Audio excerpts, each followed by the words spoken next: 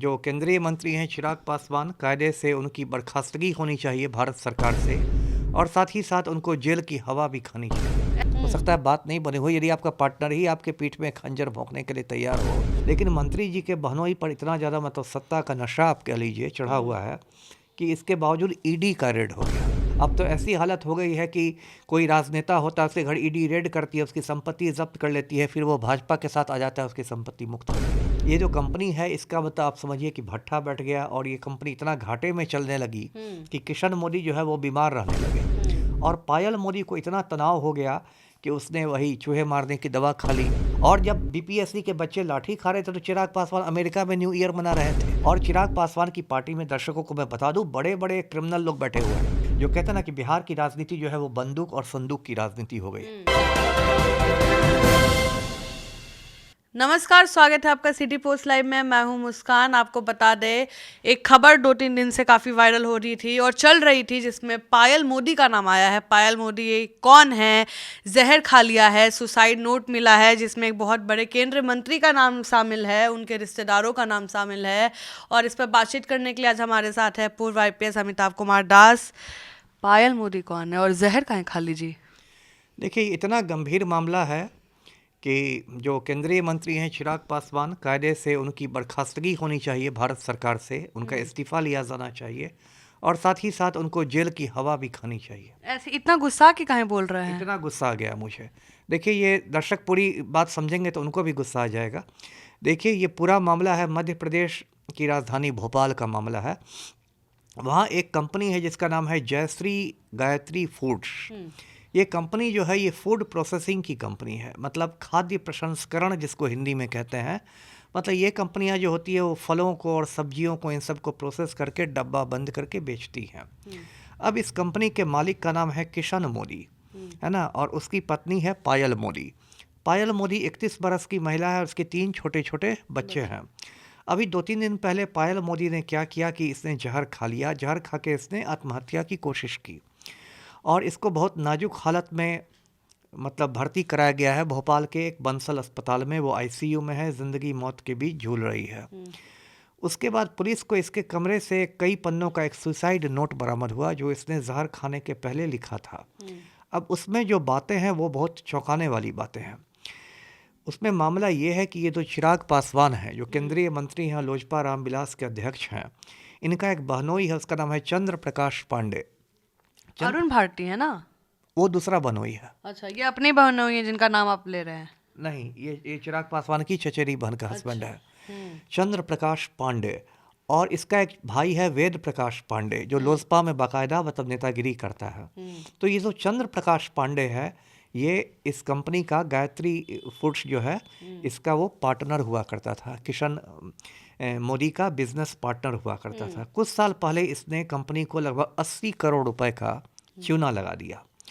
उसके बाद क्या हुआ कि भोपाल में एक हबीबगंज थाना है, वहाँ एक FIR किया किशन मोदी ने, जिसमें चंद्र प्रकाश पांडे को अभियुक्त बनाया। फिर एक सुनील त्रिपाठी था, उसको अभियुक्त बनाया। सुनील त्रिपाठी की पुलिस ने गिरफ्तारी भी की। उसके बाद चंद्र प्रकाश पांडे को ये लगा कि इसकी इतनी हिम्मत कैसे हो गई, मेरा साला। पर ये हुआ क्यों, ये आप नहीं बताइए, मतलब केस किया ही क्यों गया?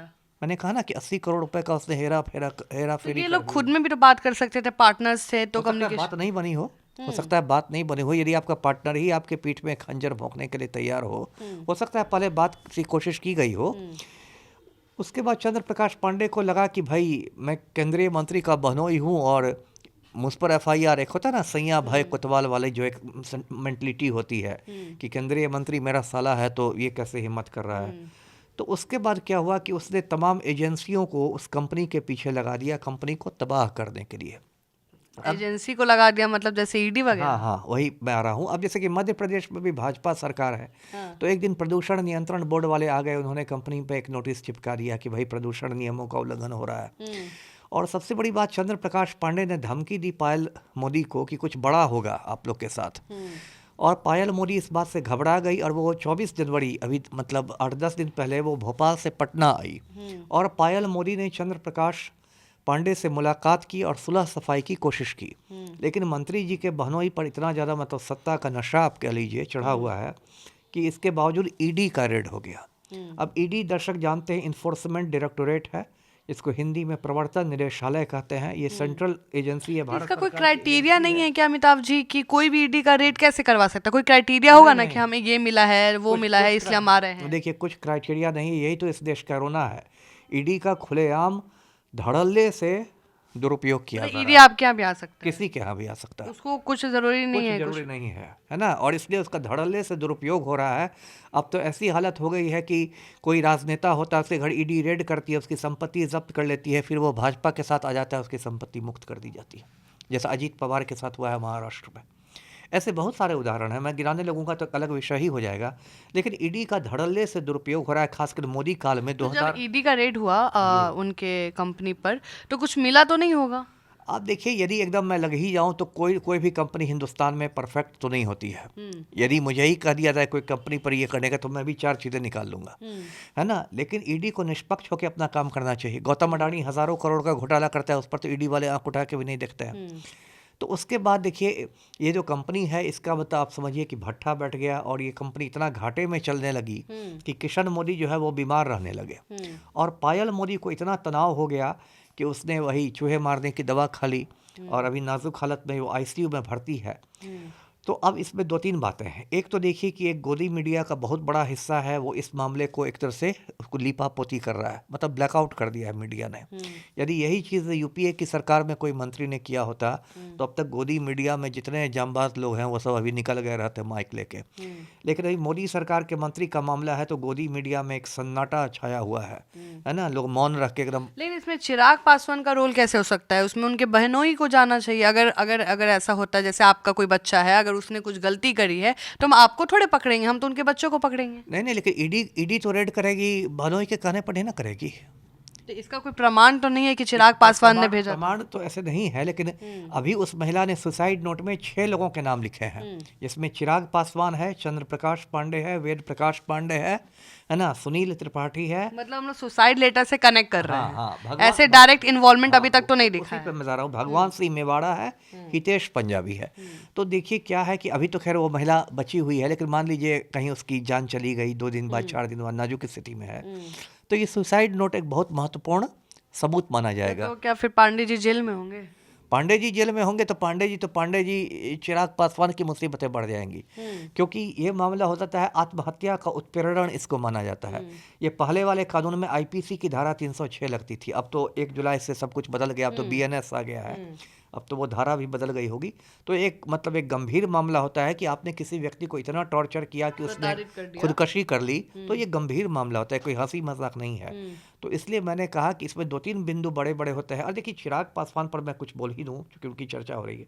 ये बड़ी बड़ी बातें करते हैं, बिहार फर्स्ट, बिहारी फर्स्ट। नहीं, अगर हम बात करें जैसे बिहार बीपीएससी का बात करें, तो वो तो एनडीए के अगेंस्ट ही बोले हैं कि इस पे कार्रवाई होना चाहिए, सरकार चुप क्यों है? और उन्हीं की पार्टी की एक सांसद है शांभवी चौधरी, वो करे कि इसमें तो बहुत रिसोर्सेज लगेगा री एग्जाम में, वो तो अपनी डफली अपना राग बना रही है ना। और जब बीपीएससी के बच्चे लाठी खा रहे थे तो चिराग पासवान अमेरिका में न्यू ईयर मना रहे थे, है ना।